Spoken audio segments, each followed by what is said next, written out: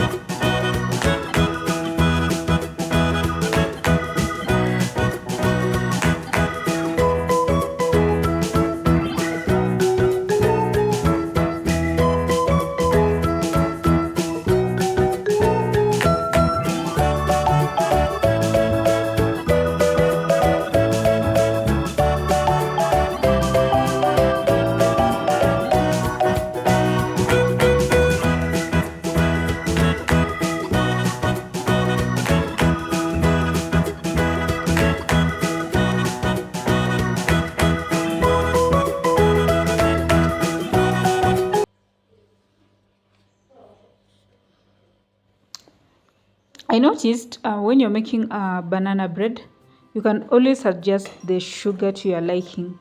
So as usual, I will share this recipe on my description box so that you can get the exact measurement for this bread recipe. But sweeteners can always be adjusted, especially now that you'll be using ripe bananas.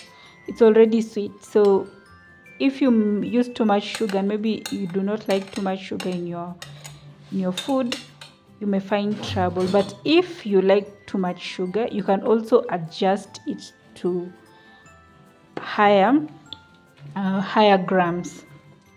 So yeah,